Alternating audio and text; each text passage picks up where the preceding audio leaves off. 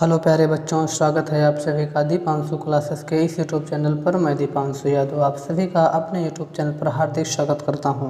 प्यारे बच्चों, आज का हमारा टॉपिक है मैथिली शरणगुप्त जी का जीवन परिचय एवं रचनाएं। यह वीडियो कक्षा 9 हिंदी पद्य खंड के से संबंधित है, यानी कि यह वीडियो कक्षा 9 के विद्यार्थियों के लिए है।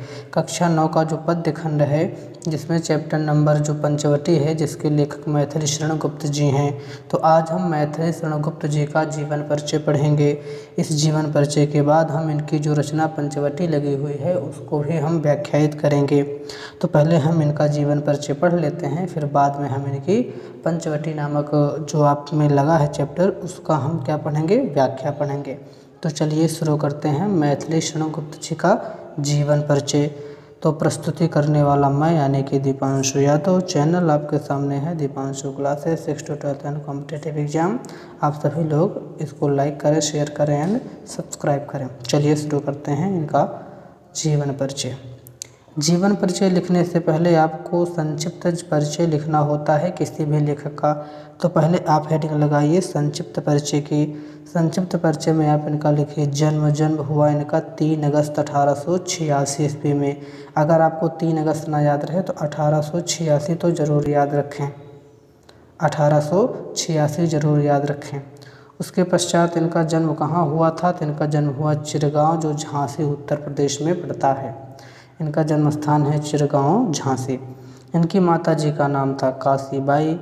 इनके पिताजी का नाम था रामचरण कनकने। वैसे रामचरण कनकने का है, गुप्त भी इनके पिताजी को, कनकने तो हटाइए, यहाँ पर रामचरण गुप्त।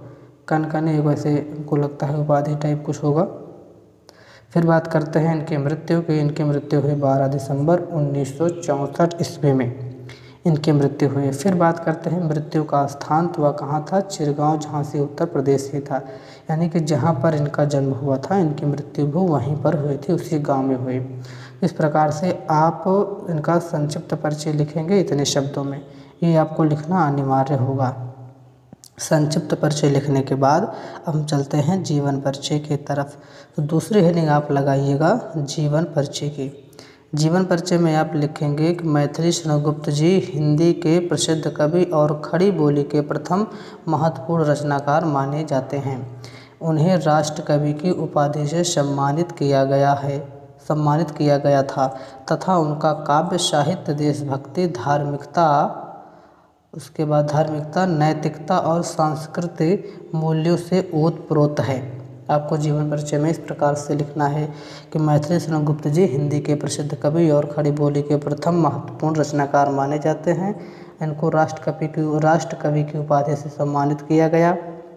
इनका काव्य साहित्य देशभक्ति, धार्मिकता, नैतिकता और सांस्कृतिक मूल्यों से ओतप्रोत है। फिर लिखेंगे आप कि वे बाल्यकाल से ही साहित्य की ओर आकर्षित हुए और बंगाली, संस्कृत, अंग्रेजी साहित्य को भी अध्ययन किया था। गुप्त जी ने काव्य में भारतीय परंपरा, आदर्श नारी जीवन, रामायण महाभारत की घटनाएं तथा समाज सुधार की भावना प्रमुख रूप से देखी जाती है। यानी कि गुप्त जी के अंदर जो गुप्त जी का काव्य था उसमें क्या है? भारतीय परंपरा को, आदर्श नारी का जीवन है, रामायण महाभारत की घटनाएं हैं तथा समाज सुधार की भावना, इन सबको देखा जा सकता है। फिर आप जीवन परिचय में ही लिखेंगे कि वे न केवल एक महान कवि थे बल्कि लोकसभा के सदस्य भी रहे, यानी कि वो राजनेता भी रहे। उनका जीवन सादगी, देशभक्ति और साहित्य सेवा के अनुपम उदाहरण हैं। यानी उनका जो जीवन है वह सादगी, देशभक्ति और साहित्य सेवा का अनुपम उदाहरण है।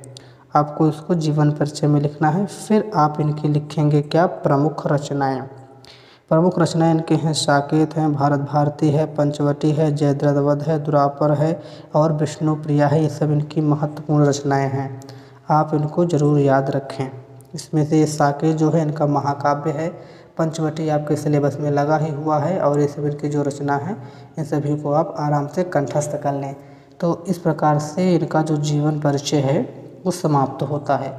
लास्ट में आप लिख दीजिएगा कि उनकी रचनाएं आज भी हिंदी साहित्य की अमूल्य धरोहर मानी जाती हैं। यानी जो उन्होंने रचना की है वह इनकी जो रचना है वह हिंदी साहित्य की एक अमूल्य धरोहर है जिसका कोई मूल्य नहीं हो सकता है। तो आपको जीवन परिचय में केवल इतना ही लिखना है। एक बार आप पुनः देख लीजिए कि आपको जीवन परिचय में कितना लिखना है। तो सबसे पहले आपको जीवन परिचय लिखने से पहले इनका संक्षिप्त परिचय आप पूरा आराम से लिखेंगे। आप चाहें तो इसका स्क्रीनशॉट ले लें या फिर आप इसकी PDF डाउनलोड कर लीजिएगा। वैसे हम तो कह रहे हैं आप इसका स्क्रीनशॉट ले लीजिए। उसके बाद आप इनका जीवन परिचय जो है आप पूरा इसको जीवन परिचय इनका लिखिएगा। जीवन परिचय इनका यहाँ पर ख़त्म होता है जा करके अनुपम उदाहरण है, यहाँ तक आपको जीवन परिचय में लिखना है। फिर आप इनकी हेडिंग लगाइएगा प्रमुख रचना। प्रमुख रचना में आप इन सभी रचनाओं को आराम से लिख दीजिएगा। फिर लास्ट में आप लिख दीजिएगा कि उनकी रचनाएं आज भी हिंदी साहित्य की अमूल्य धरोहर के रूप में मानी जाती हैं। तो इस प्रकार से वीडियो हुआ लगभग समापन का जीवन परिचय। ये रही आप सभी के लिए हंसने वाली इमोजी। और आप सभी लोग चैनल को सब्सक्राइब करें, वीडियो को लाइक करें, शेयर करें, कमेंट करें और कोई सुझाव हो तो आप लोग कमेंट के माध्यम से बताएं भी और इसको चैनल को हमारे सब्सक्राइब भी कर लीजिएगा। तो इस तरह से आज हमने मैथिली शरण गुप्त जी का जीवन परिचय समाप्त कर लिया। आप सभी का बहुत बहुत धन्यवाद, तहे दिल से शुक्रिया। ये अपना चैनल रहा, आप इसको सब्सक्राइब करें। आप सभी लोगों से यह गुजारिश है कि आप लोग प्लेलिस्ट पे जा कर के कक्षा 9 संपूर्ण हिंदी पाठ्यक्रम 2026 के नाम से प्लेलिस्ट बनी हुई है, तो आप लोग जा कर के प्लेलिस्ट ज़रूर करें। ठीक है, तो इन सब बातों के साथ आज का वीडियो करते हैं समापन। कल फिर मिलेंगे हम पुनः इसी नए अंदाज में, तब तक के लिए बहुत बहुत शुक्रिया।